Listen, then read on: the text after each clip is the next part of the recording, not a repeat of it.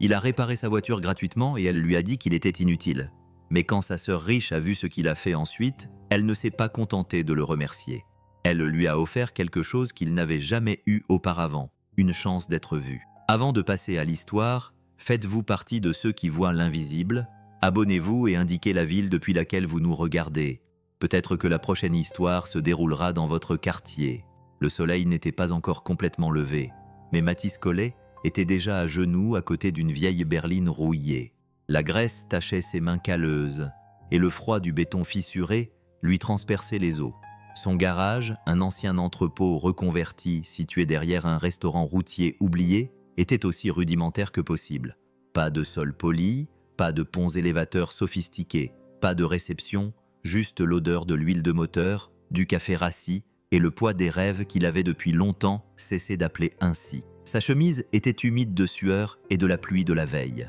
Le radiateur électrique ronronnait faiblement dans un coin, essayant en vain de lutter contre l'air de la fin de l'hiver qui s'infiltrait par les panneaux de porte déformés. Mathis tendit la main vers une clé à douille qui avait roulé sous l'établi, mais le mouvement lui causa une vive douleur à l'épaule. Une vieille blessure, l'un des nombreux rappels qu'il faisait ce travail seul depuis trop longtemps. Un moteur qui tout sautait à l'extérieur signalait l'arrivée de son premier client de la journée. Un rapide coup d'œil à travers la vitre couverte de crasse lui permit d'apercevoir un Range Rover blanc brillant qui tournait au ralenti dans le parking. Le genre de voiture qui n'avait rien à faire ici, le genre de voiture qui passait généralement devant des endroits comme le sien sans y jeter un second regard. La porte s'ouvrit dans un grincement aigu, ses talons claquaient sur le béton comme s'ils n'étaient pas à leur place, parce qu'ils ne l'étaient pas. Elle portait des lunettes de soleil malgré la pénombre, les lèvres pincées. « C'est vous le mécanicien ?»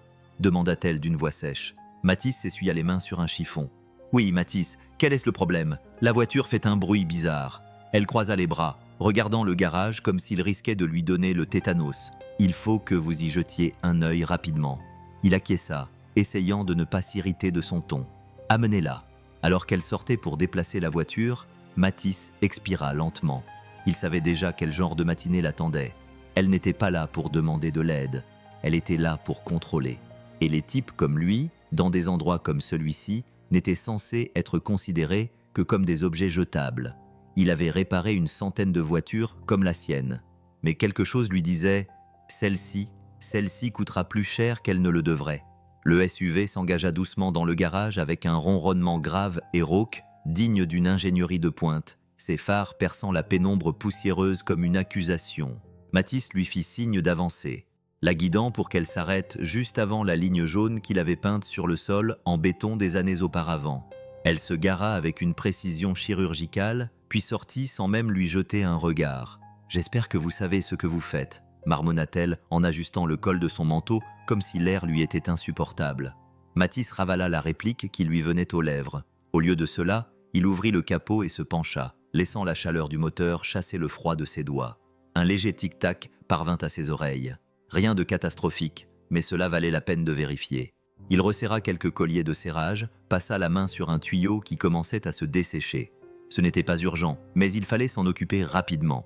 Il leva les yeux pour lui expliquer, mais elle l'interrompit. « Cet endroit, dit-elle, les bras croisés. Je n'arrive pas à croire que ce soit légal. On dirait le résultat du mariage entre un dépotoir et une gare routière. » Mathis cligna des yeux. « Ce n'est pas grand-chose, mais ça fonctionne. Quel est exactement le bruit que vous entendez ?» Elle ne répondit pas tout de suite. Au lieu de cela, elle fit le tour de l'espace comme un juge inspectant une scène de crime. « J'entends tout ce qui ne va pas avec la voiture parce que quelqu'un comme vous l'a réparée en dernier. » Il se redressa lentement, s'essuyant les mains sur le chiffon glissé dans sa boucle de ceinture. « Quelqu'un comme moi ?» Elle haussa les épaules d'un ton glacial. « Vous savez, les mécanos qui ont à peine terminé le lycée, sans vouloir vous offenser. » Mathis laissa échapper un petit soupir par le nez. « Je ne vous en veux pas. » Mais il le ressentait. Ces mots le touchaient comme des grains de sable sous la peau. Familier, irritant, difficile à ignorer. Elle s'appuya contre le cadre de la porte et sortit son téléphone. « Réparez-la, c'est tout. J'ai un rendez-vous. Des gens importants, des choses importantes. » Il se retourna vers le moteur, la mâchoire serrée. Le genre de cliente qui parlait plus avec son portefeuille qu'avec ses yeux. Le genre qui considérait que la gentillesse était un effet secondaire de la pauvreté et que la patience était une preuve d'impuissance. Il avait déjà vu des femmes comme elle. Mais quelque chose en elle semblait différent, pas dans le bon sens, mais dans le sens dangereux. Comme si elle était le genre de femme capable de laisser une marque avec un compliment et de s'en tirer sans encombre. Le sifflement du radiateur donna à Mathis la réponse avant même que le diagnostic ne le fasse. Il se pencha, les sourcils froncés, tandis qu'un mince filet de vapeur s'élevait dans l'air froid comme un avertissement. Il prit sa lampe torche et dirigea le faisceau dans l'espace étroit entre le collecteur et la conduite de liquide de refroidissement. Elle était là, une fine fissure dans le boîtier. Pas fatale, mais elle le deviendrait bientôt. Derrière lui, ses talons claquèrent à nouveau contre le sol, le son s'amplifia. Elle n'attendit pas qu'on lui adresse la parole. Combien de temps cela va-t-il prendre? Mathis se leva, s'essuyant les mains sur l'arrière de son jean. Vous avez un boîtier de liquide de refroidissement fissuré, probablement à cause d'une accumulation de pression. Il tient pour l'instant, mais si vous continuez à rouler, vous aurez de la chance si le bloc ne se déforme pas. Elle cligna lentement des yeux. En anglais, il faut remplacer une pièce. Je l'ai en stock. Ça prendra un peu moins d'1 heure. Elle regarda son téléphone, puis le regarda à nouveau. 1 heure. Sa voix monta, assez aiguë pour trancher l'acier. Vous dites toujours 1 heure, puis ça en prend 3. Ensuite, vous me facturez des frais de main-d'œuvre que je n'ai pas demandés. Mathis la fixa du regard. Vous savez ce que je veux dire. Elle eut un petit rire nerveux et agacé. Des mécaniciens louches qui profitent des femmes. Vous nous faites attendre. Vous nous faites payer plus cher. Vous faites comme si nous ne connaissions pas la différence entre une bougie et un démonte-pneus. J'ai déjà eu affaire à des gens comme vous. Il ne répondit pas, non pas parce qu'il ne savait pas quoi dire. Il avait beaucoup à dire, mais il avait appris que certaines personnes ne voulaient pas comprendre. Elle voulait quelqu'un à qui s'en prendre. « Je ne suis pas là pour profiter de vous », dit-il d'une voix calme. « Je suis là pour réparer votre voiture. » Elle ricana. « Bien sûr, je suis sûr que vos avis sur Yelp sont élogieux. Il n'y en avait aucun. Ses clients ne laissaient pas d'avis. Ils laissaient de l'argent liquide ou des IOU, ou rien du tout. » Mathis se détourna, le cœur battant à tout rompre, retenu prisonnier derrière ses côtes. Le problème n'était pas sa voiture.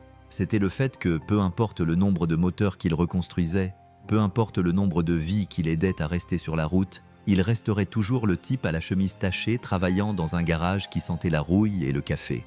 La pièce pouvait attendre encore quelques minutes. Sa fierté, non.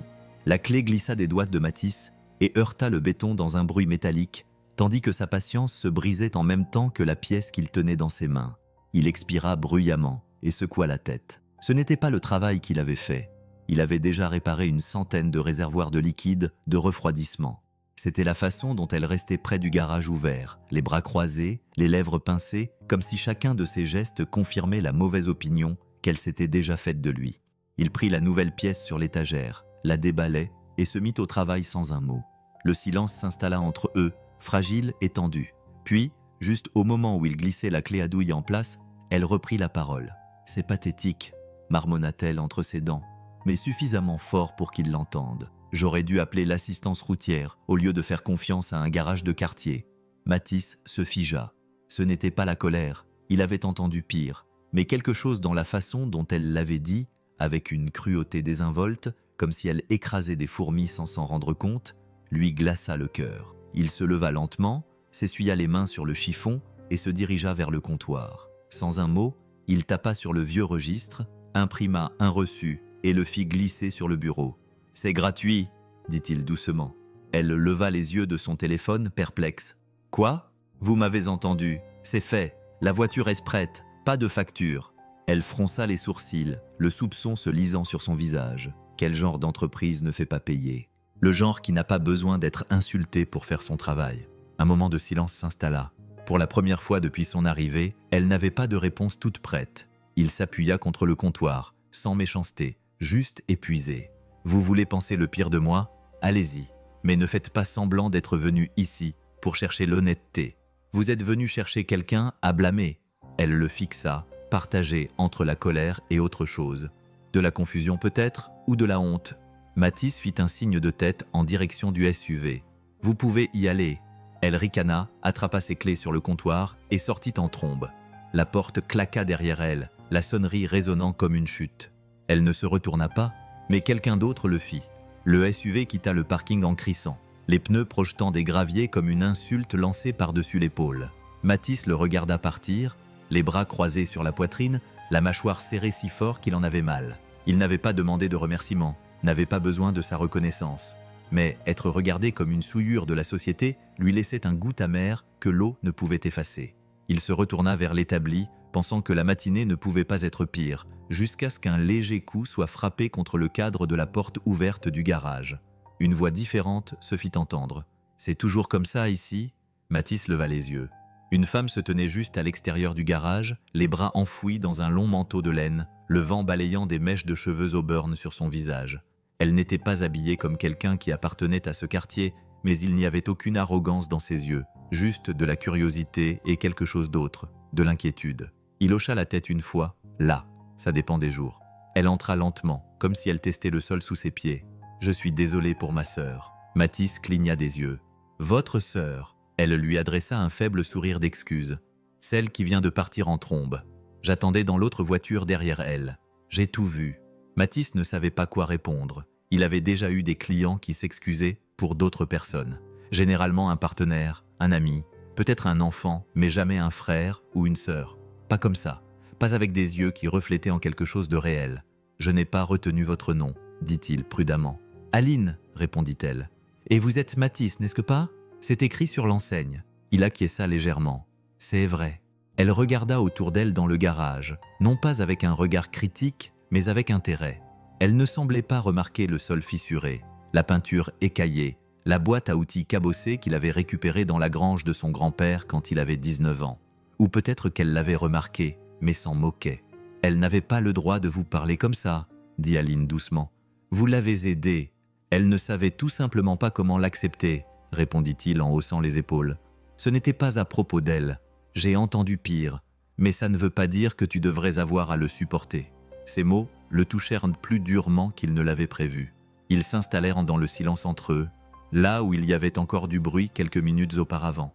Elle regarda une fois de plus autour d'elle, puis le regarda à nouveau. « Ça vous dérange si je reste une minute ?» Mathis scruta son visage, cherchant une expression, mais il n'y en avait pas. Il acquiesça. « Oui, bien sûr, si vous voulez. » Aline s'avança dans l'atelier, ses talons claquant doucement sur le béton, mais elle se déplaçait différemment de sa sœur, plus lentement, comme si elle voulait laisser l'espace parler avant elle. Mathis se remit à ranger ses outils, en partie pour éviter de la fixer du regard, en partie parce qu'il ne savait pas quoi dire à une femme comme elle qui se tenait dans un endroit comme le sien. « Vous travaillez seul ?» demanda-t-elle, rompant le silence sans le briser. Il acquiesça. « Oui, depuis toujours. Pas d'employé ? Je n'ai pas les moyens. » Il lui jeta un coup d'œil, puis détourna le regard. « Les gens apportent ce qu'ils peuvent. Je répare ce que je peux. Ce n'est pas très glamour, mais ça me permet de payer mes factures. » Aline passa devant l'établi où il rangeait les pièces usagées, effleurant du bout des doigts le bord d'un bloc moteur rouillé comme si elle lisait ses cicatrices. « Vous avez réparé sa voiture en 10 minutes. Elle a eu de la chance. »« Non, » dit-elle en le regardant dans les yeux. « Vous êtes doué. » Mathis ne répondit pas. Les compliments l'avaient toujours mis mal à l'aise, surtout lorsqu'il venait de personnes en costume impeccable et aux ongles propres. Il avait déjà été déçu par des gens qui lui souriaient un jour et le regardaient de haut le lendemain. Elle s'assit sur le vieux tabouret métallique près du comptoir, celui-là même qu'il avait failli jeter l'année dernière. Je ne l'ai jamais vue aussi déstabilisée. D'habitude, elle entre dans un endroit et s'y impose. Il haussa un sourcil. Elle a essayé. Ça n'a pas marché ici. C'est exactement ce qui l'a déstabilisée. L'atmosphère semblait étrange à présent. Épaisse, mais pas de tension. Plutôt de curiosité. Aline ne semblait pas observer le magasin. Elle l'observait, lui. Et cela rendait Mathis plus vulnérable que la porte ouverte de l'entrepôt. « Écoutez, si c'est une sorte de culpabilisation, dit-il, forçant une légèreté qu'il ne ressentait pas. Vous n'avez pas à me surveiller parce que ta sœur ne sait pas se comporter en public. » Elle pencha la tête. « Ce n'est pas pour ça que je suis ici. » Il fit une pause. « Alors pourquoi es-tu ici ?» Aline ne répondit pas tout de suite. Elle se contenta de lui offrir un sourire calme et tranquille. « Parce que j'ai rencontré beaucoup de gens riches, » dit-elle doucement, « et pas assez d'honnêtes gens. » Et tout à coup, Mathis comprit que cette mauvaise journée n'était pas terminée. C'était le début de quelque chose d'autre. Le vent se leva dehors, balayant la poussière à travers l'ouverture et faisant cliqueter les outils accrochés au mur, juste assez pour rompre le silence.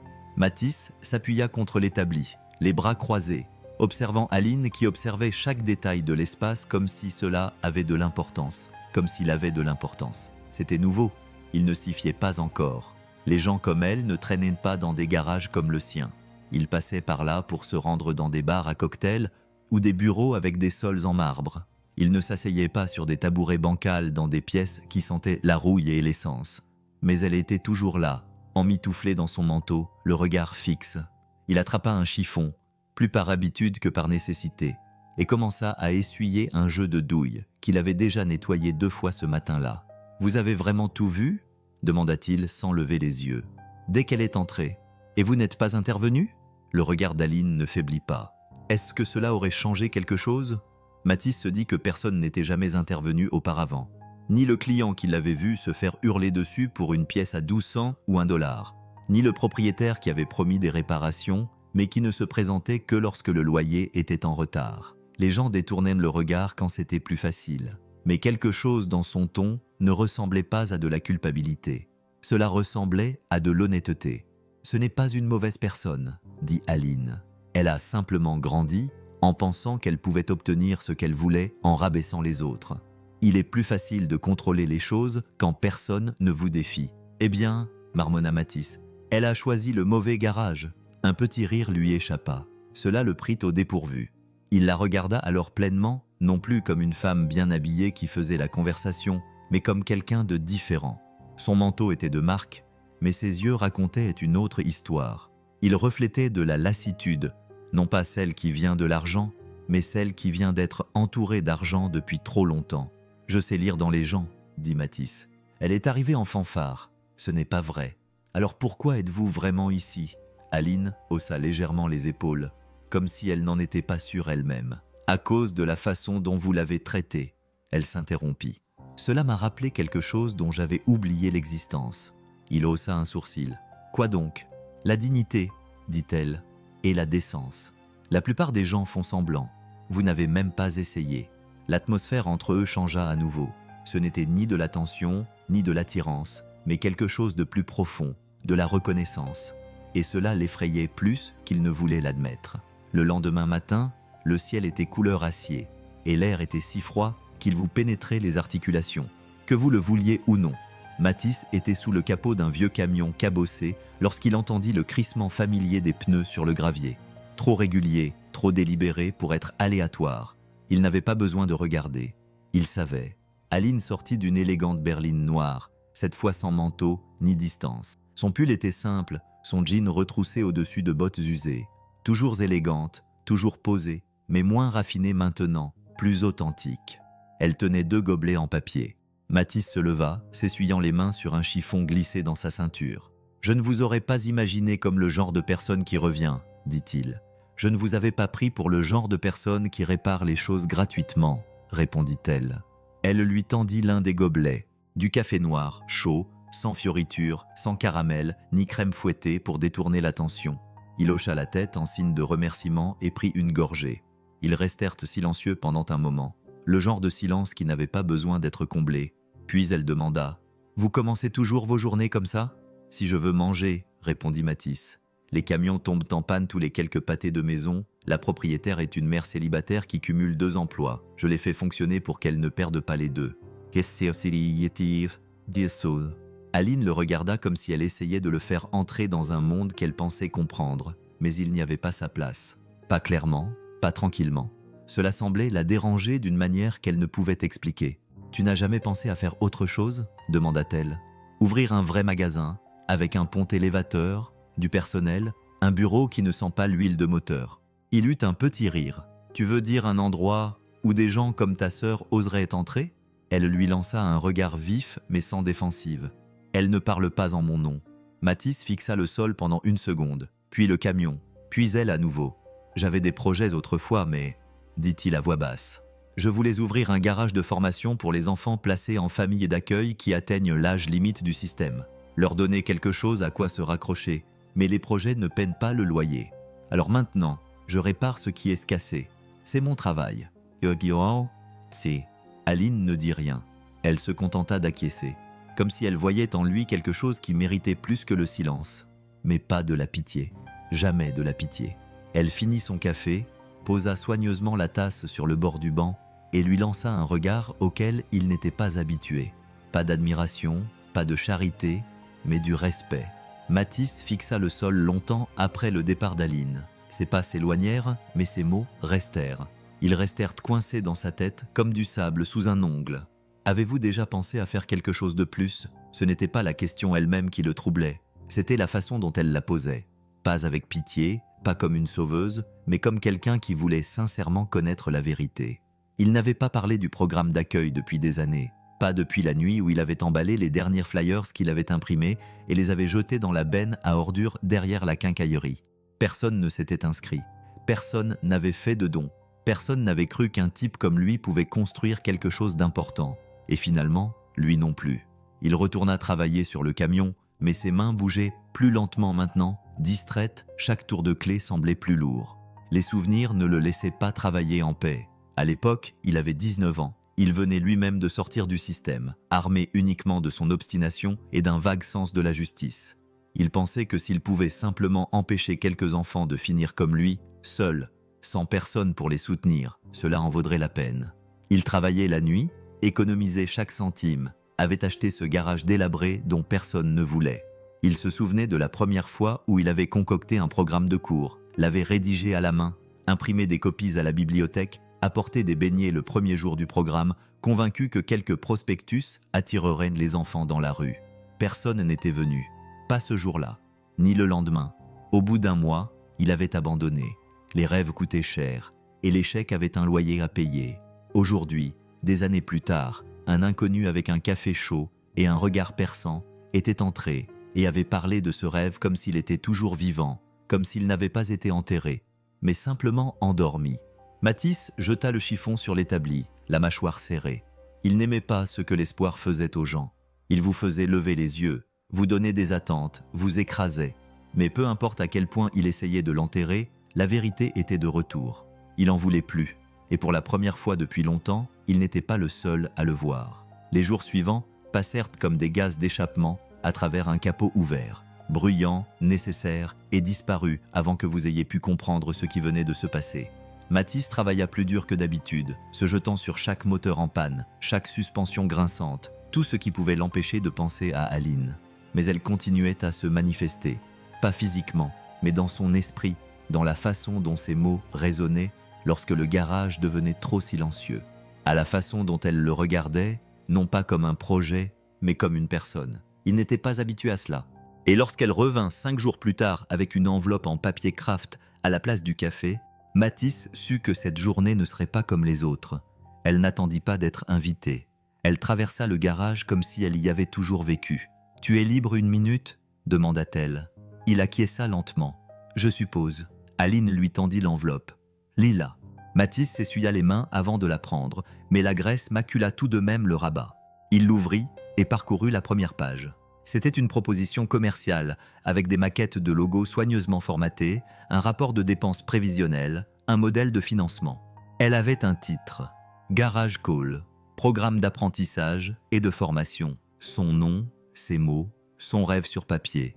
Il ne parla pas, il en était incapable. Je l'ai rédigé à partir de ce que vous m'avez dit, dit-elle. J'ai passé quelques coups de fil. Il existe des subventions, des prêts aux petites entreprises, des partenariats à but non lucratif et je peux t'aider à obtenir le capital de démarrage. Il leva les yeux, stupéfait. C'est vous qui avez fait ça? Elle haussa les épaules comme si ce n'était pas grand-chose. Vous avez déjà posé les fondations. Je n'ai fait que leur donner une colonne vertébrale. Sa gorge se serra. Pourquoi? Aline le regarda comme si la réponse devait être évidente. Parce que j'ai vu à quoi ressemble la vraie richesse, Mathis. Les fonds fiduciaires, les maisons sur la plage, les œuvres d'art qui coûtent plus cher que des hôpitaux. Mais je n'ai jamais vu quelqu'un avoir autant de détermination entre les mains et ne rien en faire. Et je suis fatigué d'investir dans des choses qui n'ont pas d'importance. Mathis posa lentement les papiers. Il se sentait mis à nu. Ce n'était pas un cadeau, c'était un miroir. Elle lui montrait tout ce qu'il avait enfoui, toutes les versions de lui-même qu'il avait laissé mourir. Mais il ne bougea pas. Il ne tendit pas la main vers elle. Il ne dit pas oui, parce qu'au fond de lui, la peur était plus forte que l'espoir, et la peur était la seule chose à laquelle il avait appris à faire confiance. Le garage était calme après son départ, mais il ne semblait pas paisible. Il semblait hanté. Sa proposition était posée sur l'établi, les pages légèrement gondolées là où ses mains les avaient serrées trop fort. Matisse n'avait pas bougé depuis 10 minutes. Il restait là, debout, à fixer le papier comme s'il risquait d'exploser s'il clignait des yeux. Il ne savait pas comment gérer la générosité. Pas comme ça, pas venant de quelqu'un comme elle. La dernière personne qui lui avait proposé son aide l'avait lié à une corde si épaisse qu'elle l'étranglait. C'était un ancien parent d'accueil qui voulait se sentir comme un sauveur, le paradant dans toute la ville comme une réussite jusqu'à ce qu'il cesse de sourire à cul. Après cela, Matisse avait appris à construire seul, à réparer seul, à survivre seul. La confiance avait été la première chose à laquelle il avait renoncé. Et maintenant, Aline lui offrait un plan pour construire exactement ce qu'il avait autrefois essayé de construire, avec un regard calme et sans condition. Mais c'est ce qui rendait les choses encore pires. Elle ne demandait rien en échange. Ce genre de gentillesse était dangereux, car cela lui donnait envie de croire que c'était réel. Mais la réalité avait des contours bien nets et ne tardait jamais à le lui rappeler. La lumière du soleil de fin d'après-midi se déversait à travers la porte ouverte lorsque le crissement des pneus revint. Le SUV, le même blanc qu'avant. Il s'arrêta comme un nuage d'orage, et cette fois, Matisse ne fut pas pris au dépourvu. Elle sortit à nouveau en talons, maquillée à la perfection, le regard froid, sans aucune excuse. « Vous lui avez donné mon dossier, dit-elle. Pas de salutations, pas de sourire, juste des accusations. » Matisse haussa un sourcil. « Je ne lui ai rien donné. Elle m'a montré votre nom sur un projet de loi à but non lucratif. Elle a dit que vous lanciez un programme de formation. Elle a dit qu'elle vous aidait. Elle pinça les lèvres. Elle n'aide pas les gens. Elle les achète. » Il s'essuya les mains sur son chiffon, essayant de rester calme. « Alors peut-être que je ne suis pas à vendre. » Elle s'approcha, baissant la voix. « Ne crois pas qu'elle soit différente de nous. Elle s'habille peut-être mieux, mais au final, elle s'ennuie comme tout le monde. Tu es un cas social intéressant pour le moment. C'est tout. » Matisse serra les mâchoires, mais il ne mordit pas à l'hameçon. « Tu as fini ?» Elle le regarda longuement, puis se retourna vers la voiture. « Ne viens pas pleurer quand elle te laissera tomber. » Le moteur rugit et elle disparut, mais l'écho de ses paroles resta plus longtemps que Matisse ne voulait l'admettre. Matisse ne rentra pas après son départ. Il resta debout dans l'atelier, les mains appuyées sur le bord de l'établi, les yeux rivés sur le sol comme s'il y trouvait des réponses. Le soleil couchant était bas, projetant de longues ombres sur les outils éparpillés autour de lui. Le froid s'intensifia, mais il ne le remarqua pas. Son esprit était trop bruyant, trop confus. Il se moquait de ce que pensait cette femme. Du moins, c'est ce qu'il se répétait. Mais elle avait touché un point sensible, et c'est ce qui l'énervait. Car sous ses airs fanfarons, il y avait une partie de lui, petite, cachée, mais toujours vivante, qui croyait qu'elle avait peut-être raison. Les gens comme Aline ne restaient pas. Ils venaient visiter, découvrir des vies comme la sienne, comme les riches visitent les vieilles villes, s'imprégnant de leur caractère avant de rentrer chez eux, dans leur monde raffiné. Et Matisse avait déjà été une étape dans le voyage de quelqu'un. Une fois, ça suffisait. Il n'entendit ses pas que lorsqu'elle fut déjà à mi-chemin dans le garage. Aline se tenait juste après le seuil, les mains enfoncées dans les poches de sa veste. Ses cheveux étaient ébouriffés par le vent, son expression indéchiffrable, mais ses yeux étaient rivés sur son visage, comme si elle savait déjà que quelque chose n'allait pas. « Tu t'éloignes », dit-elle doucement. Il la regarda, puis détourna les yeux. « Je pense à quoi ?» Il ne répondit pas.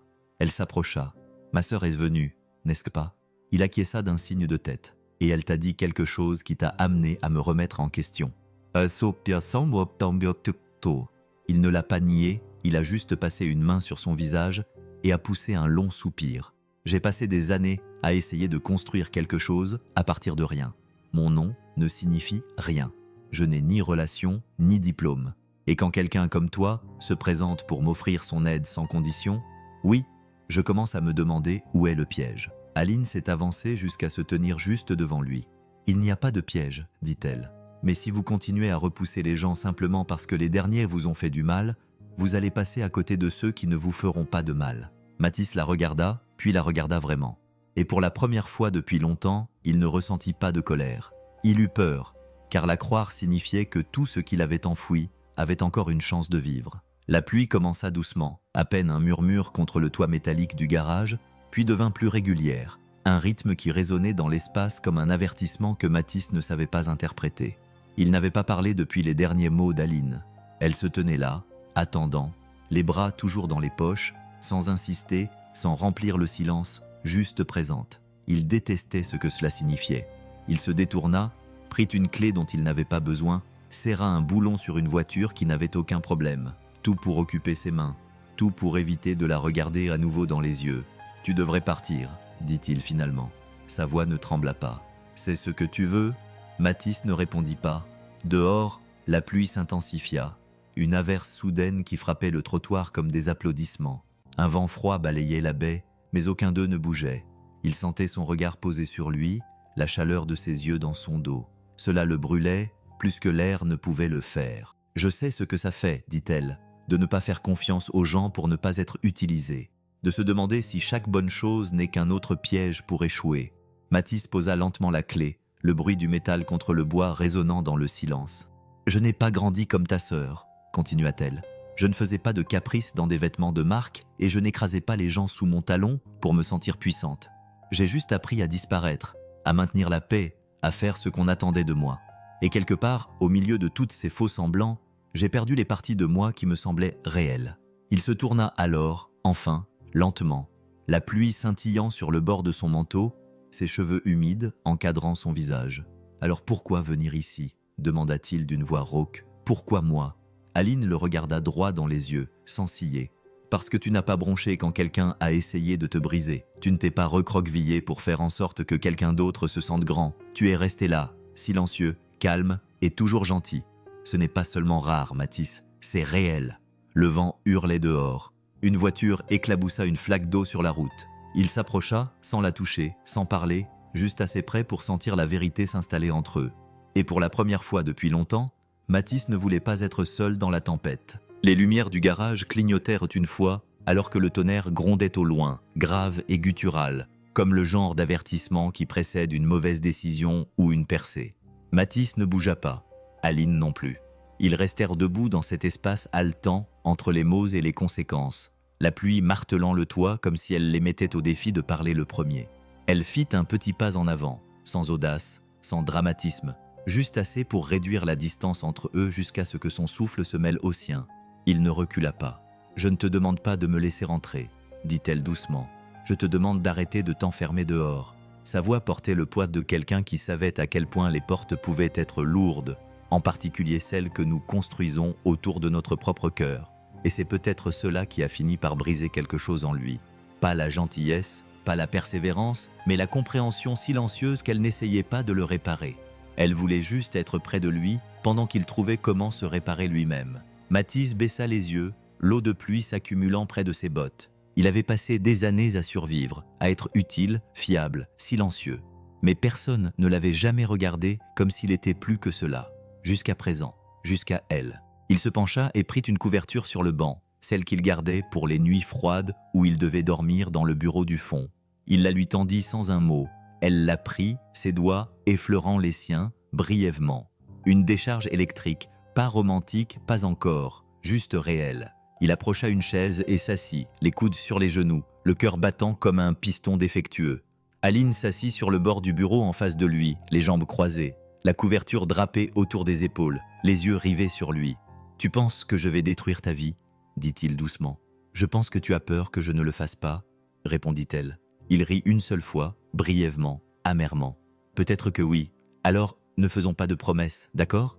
dit-elle. « Restons simplement assis ici sous la pluie, comme deux personnes qui en ont assez de faire semblant. » Mathis acquiesça lentement.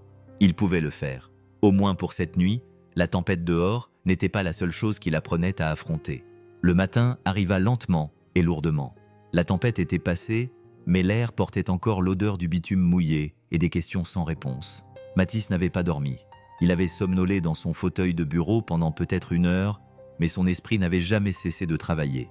Pas sur les moteurs, pas sur les réparations, mais sur elle. Aline était partie peu après minuit. La couverture était soigneusement pliée sur le comptoir, accompagnée d'un petit mot écrit à l'encre noire sur un bout de carton. « Tu n'es pas obligé de dire oui, mais tu ne peux pas continuer à ne rien dire. » Il le lut 5 fois, puis une fois de plus pour s'assurer que ce n'était pas un effet de la fatigue. Elle en avait vu trop maintenant. Pas seulement le garage ou les fantômes soudés au mur. Elle l'avait vu, lui. Et Mathis ne pouvait se défaire de l'impression que s'il la laissait rester trop près de lui trop longtemps, elle finirait par voir les fissures qu'il ne pouvait dissimuler, ni avec de la graisse, ni avec le silence. Il sortit, traînant une poubelle rouillée jusqu'au trottoir, lorsqu'il aperçut l'enveloppe toujours posée sur l'établi. Sa proposition était restée intacte depuis la dernière fois qu'il l'avait ouverte. Elle ne semblait plus aussi intimidante maintenant. Ce n'était que du papier, de l'encre, des chiffres. Mais son poids n'avait pas changé.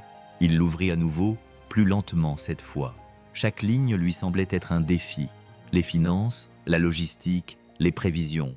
Mais c'est la déclaration de mission qui l'avait touché. Construire quelque chose qui survivrait à l'homme qui l'avait créé. Enseigner à des mains qui n'avaient jamais été dignes de confiance à tenir quoi que ce soit. Ce n'était plus seulement son idée, c'était aussi la sienne. Cela l'effrayait plus que l'échec, car s'ils faisaient cela ensemble et que cela fonctionnait, vraiment fonctionnait, alors il lui serait redevable de quelque chose de plus grand que de la gratitude. Il lui serait redevable de sa confiance. Et Mathis ne savait pas comment croire en un monde qui n'avait jamais cru en lui. La porte grinça derrière lui. Il se retourna, s'attendant à voir un client. Mais c'était Sam, le gamin qui habitait 2 rues plus loin, celui qui passait toujours à vélo avec une chaîne cassée. « Salut Mathis, tu apprends aux gens à réparer des trucs ?» demanda Sam. Mathis regarda le papier qu'il tenait dans ses mains et, pour la première fois, il ne répondit pas non. La question de Sam résonna plus longtemps qu'elle n'aurait dû. Mathis fixa le gamin, qui semblait à moitié impatient, à moitié prêt à être renvoyé. C'est ce qui le toucha. La façon dont même un enfant de 12 ans pouvait se préparer au rejet comme si c'était une routine, comme si cela faisait partie intégrante du fait de demander quelque chose. Mathis ne répondit pas tout de suite. Il se contenta de faire un signe de tête vers la vieille chaise pliante près de l'établi. « Assieds-toi » Le gamin cligna des yeux. « Vraiment ? Je n'ai pas bégayé. » Sam posa son vélo sur le gravier et se précipita à l'intérieur, essayant de jouer les indifférents, mais échouant lamentablement. Mathis sourit malgré lui. Le gamin était tout en coude et en curiosité, ses baskets trempées par les flaques d'eau et ses yeux trop vifs pour son âge. Il rappelait quelqu'un à Mathis. Il attrapa un jeu de clés à cliquer et le fit rouler sur le comptoir. « Tu as déjà démonté un démarreur ?» Sam secoua la tête. « Tant mieux, » dit Mathis. « Ça veut dire que tu n'auras pas de mauvaises habitudes. » Pendant l'heure qui suivit, ils travaillèrent dans un silence quasi total. Mathis montrait, Sam apprenait. La graisse tachait les manches du gamin et la sueur perlait sur son front. Mais il ne se plaignit pas une seule fois. Il écoutait, posait les bonnes questions et ne regardait jamais l'horloge. Quand ils eurent enfin remonté le démarreur, Mathis s'appuya contre l'établi et croisa les bras. « Tu es doué. » Sam sourit, ne sachant pas trop s'il s'agissait d'une blague. « Tu crois ? Je le sais. » Le gamin rayonnait. Puis les mots sortirent avant que Mathis ne puisse les retenir. « Tu veux revenir demain ?» Le visage de Sam s'illumina. « Sérieusement ? Oui. J'aurais peut-être besoin d'aide pour reconstruire l'alternateur de cette Civic. J'aurais besoin d'un coup de main. »« D'accord, » dit Sam, en essayant de paraître désinvolte. Mais Mathis remarqua qu'il sautillait sur place. Lorsque le gamin partit, Mathis le regarda s'éloigner, la chaîne de vélo continuant à cliqueter comme une vérité qui n'avait pas été dite. Il ne remarqua pas qu'Aline se tenait derrière lui jusqu'à ce qu'elle parle. « Tu n'as pas dit non. » Il se retourna, sa voix à la fois familière et déconcertante. Elle tenait à nouveau 2 cafés. Il en prit un. « Je suppose que j'en ai marre d'être celui qui dit non, » dit Mathis. Elle sourit, et cette fois, il ne détourna pas le regard. La lettre était dans une enveloppe blanche ordinaire, pliée et glissée sous la porte du garage comme une mauvaise nouvelle, essayant de se faufiler sans se faire remarquer. Mathis ne la trouva qu'en fin d'après-midi, les mains tachées d'huile, Sam lui posant des questions plus vite qu'il ne pouvait y répondre. Il la ramassa, le pouce déjà taché de graisse, et la déplia avec précaution. Un coup d'œil à l'entête et son estomac se noua. Elle venait du propriétaire. Il lut la première phrase, puis la deuxième, et à la troisième, sa mâchoire se crispa. Le bâtiment avait été vendu. Nouveau propriétaire. 30 jours pour quitter les lieux. Aucun avertissement, aucune discussion, juste une date limite. Mathis resta là, debout au milieu de son atelier, l'endroit où il avait consacré des années de sa vie, entouré des moteurs qu'il avait ramenés à la vie. Et pour la première fois depuis longtemps, il sentit le sol se dérober sous ses pieds. Pas violemment, pas soudainement, juste assez pour lui faire comprendre que rien n'était jamais vraiment sûr. Pas quand on construisait sur un espace emprunté. Il sortit, la lettre toujours à la main, et alluma une cigarette dont il n'avait même pas envie. Il n'avait pas fumé depuis plus d'1 an. Mais aujourd'hui, c'était le genre de journée qui faisait resurgir les vieilles habitudes. Aline arriva 10 minutes plus tard. Elle n'avait pas besoin de demander. Elle comprit dès qu'elle vit son visage. Le genre de compréhension qui ne nécessite pas de mots. « Que s'est-il passé » demanda-t-elle en s'approchant de lui dans la lumière déclinante du soleil. Il lui tendit la lettre. Elle la lut une fois en silence, la mâchoire crispée. « Ils ne peuvent pas faire ça, dit-elle. « Ils l'ont déjà fait, l'interrompit Mathis. J'ai 30 jours. Aline le regarda. Elle le regarda vraiment. Tu peux te battre, je t'aiderai. Mathis secoua la tête. Je n'ai pas le temps d'aller au tribunal. Je n'ai pas le temps de mener des combats que je ne gagnerai pas. Elle lui prit le bras et il la laissa faire. Alors nous trouverons un autre moyen, dit-elle. Il ne répondit pas car au fond de lui, Mathis avait toujours redouté ce moment. Pas seulement la perte, mais la question qui l'accompagnait. Que faites-vous lorsque tout ce que vous avez construit vous est arraché et que quelqu'un d'autre se tient là, prêt à vous aider à vous relever? Mathis passa les jours suivants à se déplacer comme un homme sous l'eau, lentement, silencieusement, suspendu dans quelque chose d'épais et d'invisible. Le garage bourdonnait comme d'habitude, du bruit du métal qui claquait, des pièces qui s'entrechoquaient et du craquement occasionnel d'un boulon récalcitrant, mais Mathis n'entendait presque rien. Il faisait les gestes machinalement, mais son cœur était déjà en train de faire ses valises. Sam continuait à se présenter, toujours plein de questions, toujours enthousiaste, toujours en train de s'essuyer les mains sur son jean, comme si chaque tâche était un badge d'honneur. Mathis n'arrivait pas à se résoudre à dire au gamin que l'atelier ne serait pas là assez longtemps pour qu'il puisse en gagner. Aline venait chaque soir. Parfois, elle apportait le dîner, parfois juste le silence. Mais elle ne le pressait jamais, pas une seule fois. Et cela, plus que tout, rendait plus difficile de la tenir à distance. Le 6e jour, Mathis fit le tour du garage avec une lampe de poche, inspectant les coins comme il le faisait lorsqu'il l'avait acheté, lorsqu'il croyait encore que cet endroit pouvait être plus qu'un simple moyen de survie. La poussière s'était accumulée le long des fenêtres. La peinture s'écaillait sur le mur du fond, où la pluie s'était infiltrée au fil des ans.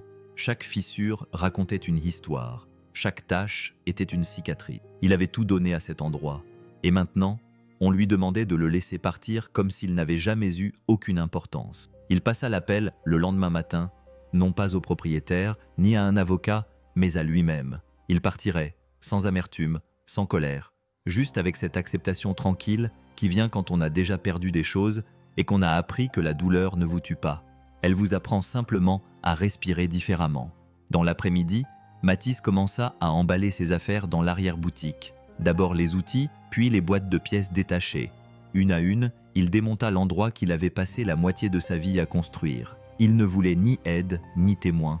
Mais alors qu'il tendait la main vers la vieille photo encadrée de lui et de son grand-père, couverte de poussière, posée sur une étagère derrière le compresseur, il entendit des pas derrière lui. « Je te l'ai dit », dit Aline doucement. « Tu n'as pas à faire ça tout seul. » Il ne se retourna pas, mais il ne lui dit pas non plus de partir.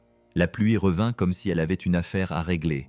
Elle frappait le toit avec force et régularité, le genre de tempête qui donnait l'impression que le ciel essayait de tout emporter. Mathis se tenait au milieu du garage vide, entouré de cartons empilés, les murs mis à nu. Le silence à l'intérieur semblait encore plus assourdissant que la tempête à l'extérieur. Ce n'était pas ainsi que cela devait se terminer. Il avait passé toute la matinée à charger des outils à l'arrière de son camion, à vider le bureau, à éteindre les machines une par une, comme s'il éteignait des parties de lui-même. Aline avait proposé son aide, mais il avait refusé. Elle n'avait pas insisté. Elle était restée silencieuse près de la porte, les mains dans les poches de sa veste, les yeux fixés sur lui, comme si elle savait qu'il valait mieux ne pas remplir le silence de mots. Lorsque la dernière clé tomba au fond de la boîte, Mathis regarda autour de lui pour la 100e fois. Ce qui avait autrefois été son univers ressemblait désormais au projet oublié de quelqu'un d'autre. Du béton froid, des étagères vides, des traces de poussière, là où se trouvaient autrefois ses souvenirs. « Je n'ai jamais eu l'occasion de dire au revoir à cet endroit comme il se doit », dit-il finalement, d'une voix basse. Aline s'approcha. « Alors ne dis pas au revoir, dis simplement à bientôt. » Il se tourna vers elle, le visage marqué par la fatigue. « Ça ne marche pas comme ça. Les gens comme moi n'ont pas de seconde chance, Aline. On nous recycle pour en faire des exemples à ne pas suivre. » Moi ça, somo, moi, en récit, on somme. Elle secoua la tête. « Non, c'est grâce à des gens comme toi que les secondes chances existent. » Mathis rit doucement. Ce n'était pas du sarcasme, juste de la fatigue. « Tu parles toujours comme si tu croyais en quelque chose. Je crois en toi, » dit-elle. Les mots l'atteignirent comme un coup de poing dans le ventre. Simple, indéniable. Elle ne les enjoliva pas. Elle n'adoucit pas le coup. Elle fouilla dans la poche de son manteau et lui tendit un trousseau de clés. « Qu'est-ce que c'est ? Tourne-toi. » il s'exécuta. Et à travers le brouillard de la pluie, garé de l'autre côté de la rue, se trouvait un camion. Pas n'importe quel camion, son camion. Celui dont il avait rêvé, celui qu'il avait dessiné dans ses carnets et entouré dans les listes d'enchères, sauf que celui-ci avait un logo peint à la bombe sur le côté, en noir. Collet Automotive, construit avec détermination, alimenté par le cœur. Il le fixait, clignant des yeux comme si la pluie mentait. « J'ai acheté le terrain », dit Aline. « À un pâté de maison, zoné et prêt. Je vais avancer les frais. C'est toi qui fixes les règles ?» Il ne dit rien. Il n'avait pas besoin de parler. La tempête avait enfin apporté quelque chose qui valait la peine d'être conservé. Le moteur du vieux camion ronronnait régulièrement sous les mains de Mathis. Un grondement sourd comme quelque chose qui se réveillait enfin après avoir passé trop de temps dans l'obscurité. Il serra le dernier boulon, essuya la sueur de son front et recula. De l'autre côté du terrain, le nouveau garage était à moitié construit. La charpente métallique était en place, l'isolation était posée, le toit attendait les derniers panneaux. L'enseigne n'avait pas encore été accrochée, mais elle était posée sur le sol, enveloppée dans une bâche imperméable, comme une promesse. Colette Automotive. Cela ne semblait pas réel, pas encore, mais cela se produisait. L'équipe qu'Aline avait amenée travaillait rapidement, efficacement, professionnellement. Personne ne posait de questions sur la provenance de l'argent ou sur les raisons pour lesquelles un type en bottes de travail et chemise en flanelle déchirée prenait les décisions. Elle s'en était assurée. Elle ne le surveillait pas, ne le microgérissait pas. Elle le soutenait simplement, discrètement, constamment, et cela faisait toute la différence. Il ne savait toujours pas comment en parler, de ce qu'elle avait fait, de ce que cela signifiait d'avoir quelqu'un qui croyait en lui. La plupart du temps, il ne pouvait pas la regarder dans les yeux sans se demander quand tout cela s'écroulerait, car les bonnes choses n'étaient pas faites pour les hommes comme lui. Elles apparaissaient, restaient juste assez longtemps pour laisser une cicatrice, puis disparaissaient. Mais Aline n'a pas disparu. Elle est arrivée ce matin-là avec une boîte de café et une pile de plans roulés sous le bras. Elle n'a pas attendu qu'il lui demande. Elle marchait simplement à ses côtés, montrant la charpente, posant des questions sur l'emplacement des ascenseurs, du bureau, de la salle d'attente. Elle savait faire la différence entre aider et harceler. « Comment voulez-vous que l'intérieur soit ?» lui demanda-t-elle alors qu'il se tenait au milieu de la structure de ce qui allait devenir son magasin. Il ne répondit pas tout de suite. Il regarda autour de lui les poutres d'acier, le gravier encore sous ses pieds, l'avenir encore incertain, comme s'il appartenait à des gens qui n'avaient jamais pensé avoir leur place quelque part, finit-il par dire. Aline ne dit rien, se contentant d'acquiescer, car elle comprenait parfaitement ce qu'il voulait dire. Et Mathis réalisa peut-être pour la première fois qu'il ne construisait pas seulement un garage, mais aussi un foyer. La première fois que Mathis actionna le disjoncteur, les lumières ne clignotèrent pas. Elles s'illuminèrent. Une lumière blanche et pure inonda l'espace, se reflétant sur les murs fraîchement peints et les équipements flambant neufs. Le bourdonnement de l'électricité pulsait dans les eaux du bâtiment comme s'il respirait pour la première fois. Ce n'était plus seulement un garage, c'était réel, tangible, vivant. Sam se tenait au milieu de la baie, la tête penchée en arrière, la bouche légèrement ouverte. Ça a l'air différent. Mathis poussa un soupir. Oui, c'est vrai. La voix du jeune homme se réduisit à un murmure, comme s'il avait peur que parler trop fort ne brise le charme. Tu as vraiment réussi. Mathis jeta un coup d'œil autour de lui. 3 ponts élévateurs hydrauliques. Une salle d'attente avec une machine à café qui ne crachait pas et ne fuyait pas. Un bureau à l'arrière qui ne sentait pas le moisi. Un coffre à outils mural qui se verrouillait avec un léger clic respectueux. On a réussi, dit Mathis, et nous ne faisons que commencer. La nouvelle s'était rapidement répandue. Il n'avait même pas encore ouvert, et Mathis recevait déjà des appels d'anciens clients, de voisins curieux, et même d'un centre communautaire local qui demandait s'il pouvait envoyer des adolescents pour des cours le week-end. Et chaque fois que le téléphone sonnait, il attendait cette vieille voix dans sa tête qui disait « c'était trop tôt, trop beau ».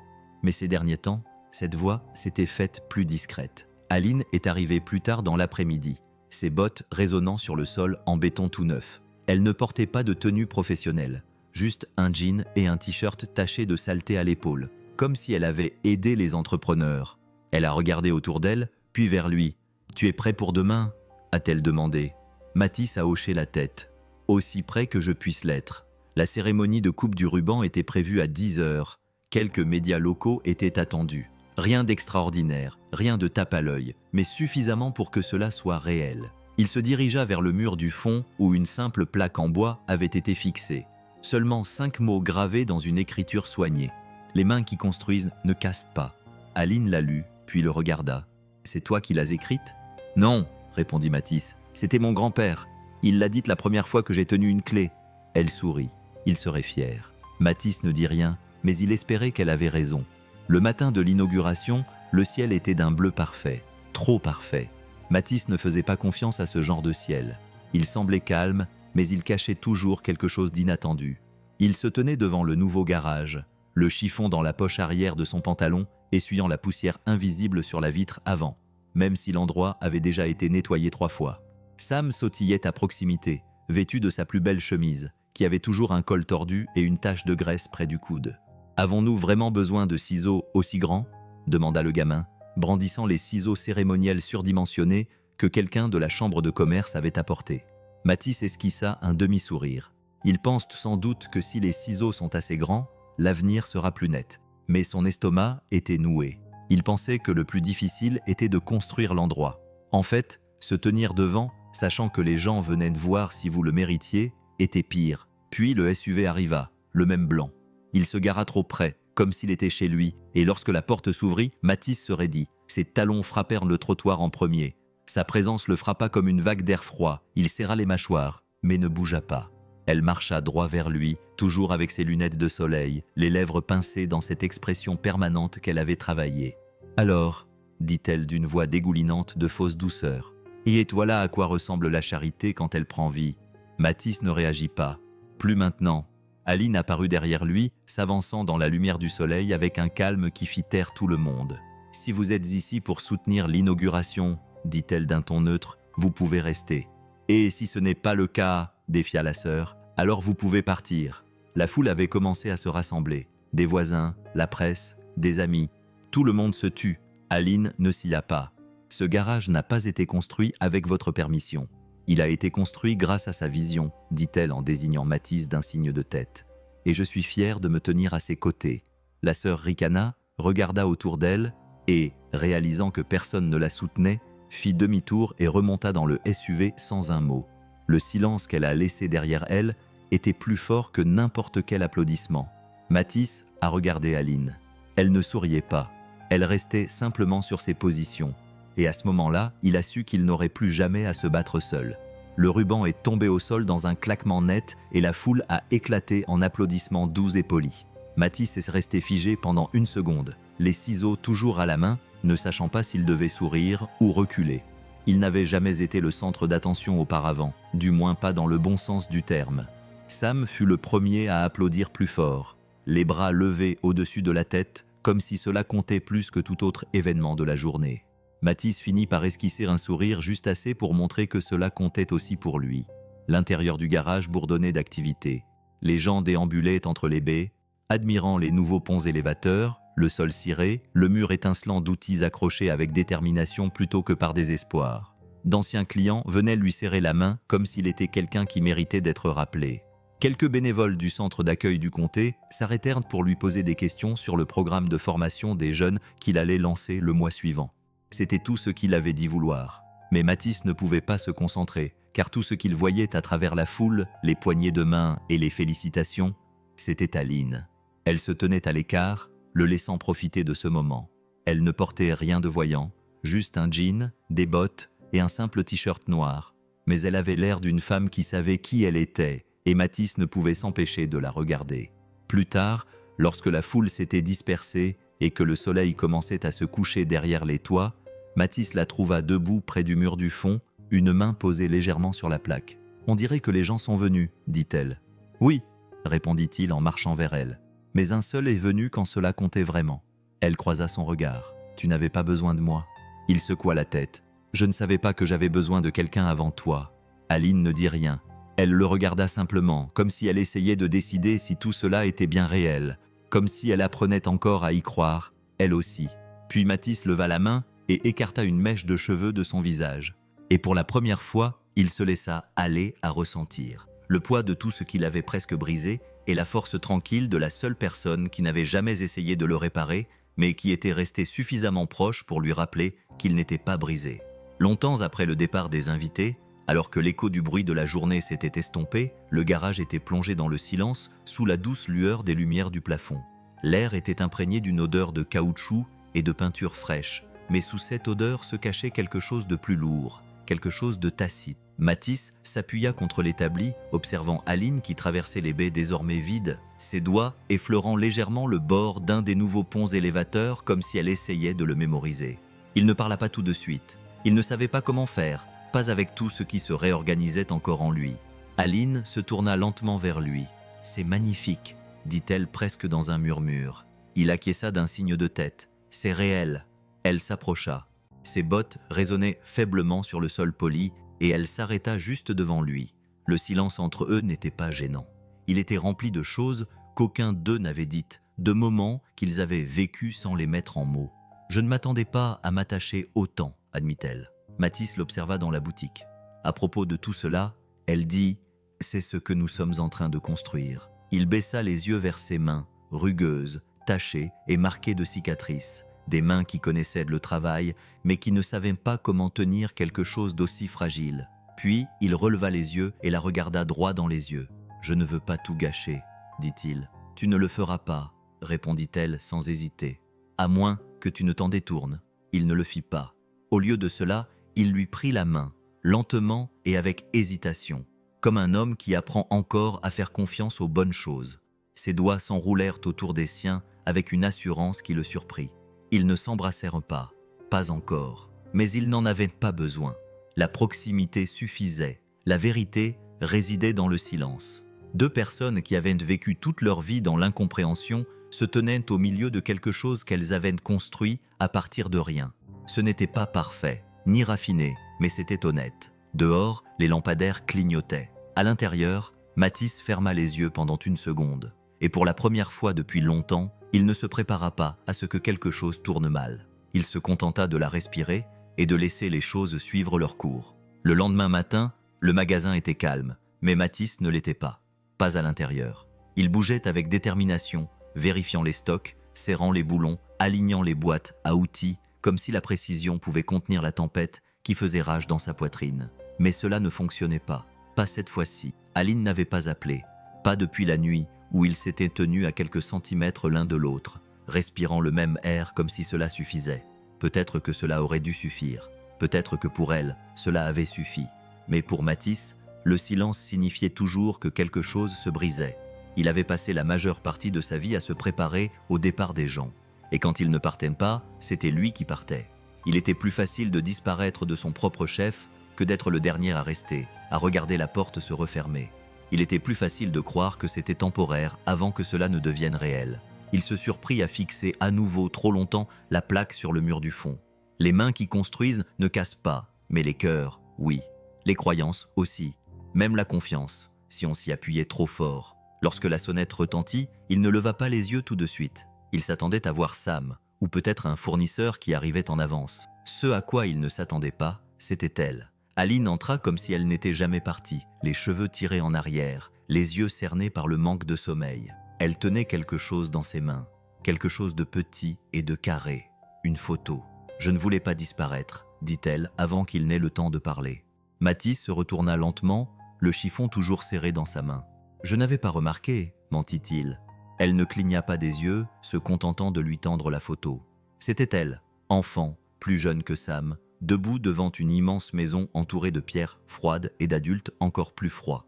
Elle semblait ne pas être à sa place. « J'ai passé la majeure partie de ma vie à essayer de devenir quelqu'un dont les gens ne s'éloigneraient pas, dit-elle. Puis je t'ai rencontré et soudain, je n'étais plus sûr d'être à la hauteur. » Mathis la fixa du regard. « Tu penses que c'est moi qui ne reste pas ?» demanda-t-il d'une voix rauque. Elle acquiesça d'un signe de tête, presque honteuse. Puis il franchit la distance qui les séparait en 3 pas, prit son visage entre ses mains et dit la seule chose qu'il n'avait jamais dite à personne. « Je ne vais nulle part, Aline. » Et pour la première fois, aucun des deux ne se retira. Le baiser ne fut pas un moment cinématographique grandiose. Il n'était ni doux, ni répété, ni parfaitement synchronisé.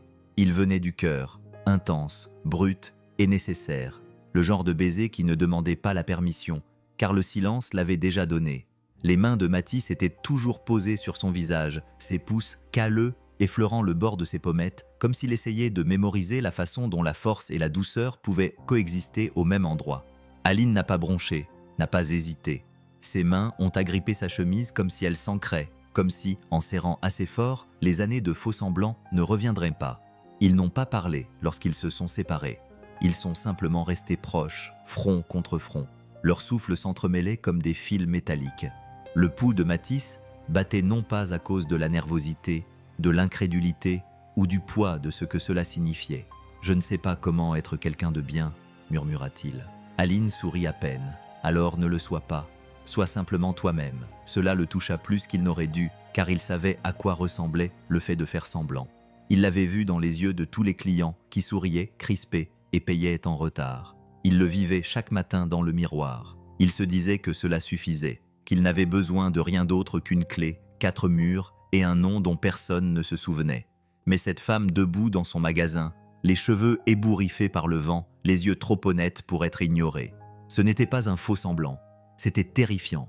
Et c'est ce qui lui donnait l'impression que c'était tout ce qu'il avait passé sa vie à essayer de ne pas vouloir. Dehors, Sam arriva à vélo et freina brusquement près de la porte de la baie. Il s'arrêta lorsqu'il les vit, les yeux écarquillés et hésitants. Mathis regarda Aline. Elle lui fit un petit signe de tête, comme si tous deux savaient que le moment était passé, mais pas la signification qui resterait. Mathis s'approcha du garçon et lui ébouriffa les cheveux. « Tu es prête à te salir les mains ?» Sam sourit. « Toujours. » Aline resta en retrait, les bras croisés, le visage doux à les observer. Mathis ne la regarda plus. Il n'en avait pas besoin. Elle faisait déjà partie de l'atelier et désormais partie de lui. Les semaines passèrent à un rythme que Mathis n'avait jamais connu auparavant. Régulier, concentré, réel. L'atelier n'était plus seulement un endroit où l'on réparait des objets. C'était un endroit où les gens venaient pour se sentir utiles, reconnus. Sam amena 2 amis après l'école, tous deux discrets au début, ne sachant pas trop dans quoi ils s'embarquaient. Mais en quelques jours, ils posaient des questions, apprenaient à se servir des outils, développant plus que leur mémoire musculaire. Ils développaient leurs valeurs. Aline ne tournait pas autour d'eux, mais elle était toujours proche. Parfois dans le bureau, parfois à l'arrière, travaillant les manches retroussées, un bloc-notes dans une main, des traces de graisse sur l'autre. Elle n'essayait pas de prouver qu'elle avait sa place. Elle restait simplement là, et cela en disait plus long que tout. Mathis se surprenait parfois à l'observer quand elle ne le voyait pas. Non pas parce qu'elle était belle, même si elle l'était, mais parce qu'elle était devenue quelque chose qu'il ne s'était pas autorisé à désirer. Rassurante, présente, imparfaite, simplement là. Il ne savait pas comment nommer ce qui se passait entre eux, mais cela n'avait pas besoin d'étiquette. C'était dans la façon dont elle lui apportait son déjeuner sans lui demander ce qu'il voulait. Dans sa façon de rire lorsque les enfants rataient l'installation d'un joint et en faisaient une leçon plutôt qu'une erreur. Dans sa façon de ne jamais lui demander d'être plus que ce qu'il était déjà. Mais malgré tout cela, le doute s'installait, silencieux, insidieux. Un soir, debout dans le bureau, il regardait les projections financières sur l'écran de son ordinateur portable, des chiffres qui dépassaient tout ce qu'il pensait pouvoir gérer. Salaire, stock, expansion. Elle croyait en cela, en lui, mais il n'était pas sûr de pouvoir tout assumer. Quand elle entra, elle comprit. « Tu penses que tu vas abandonner ?» dit-elle doucement. Le poids de tout cela. Mathis s'adossa contre le bureau, les bras croisés. « J'ai passé toute ma vie à maintenir les choses ensemble avec du ruban adhésif et mes muscles. Là, c'est différent. C'est différent, dit-elle, parce que maintenant, tu n'es plus le seul à tout porter. » Il la regarda vraiment. Et pour une fois, il ne se prépara pas à la chute, car peut-être avait-elle raison. Peut-être que cela ne devait pas forcément faire mal d'avoir quelque chose qui valait la peine d'être conservé. Mathis se tenait au milieu de l'atelier, les mains sur les hanches, fixant la voiture devant lui, comme si elle contenait plus de réponses que de pièces détachées. Une vieille Civic à l'alternateur cassé, sa banquette arrière encombrée d'emballages de fast-food oubliés. Mais c'était le genre de travail sur lequel il comptait autrefois pour payer ses factures. Maintenant, les factures n'étaient plus un problème. Il s'essuya les mains sur un chiffon propre. Le silence du magasin vide l'enveloppait comme un souvenir qui ne lui faisait plus mal, un souvenir qui lui rappelait tout le chemin qu'il avait parcouru. Derrière lui, des pas résonnèrent sur le sol. Il se retourna et vit Aline s'avancer vers lui, tenant une petite enveloppe. « Qu'est-ce que c'est » demanda-t-il. « Ouvre-la ».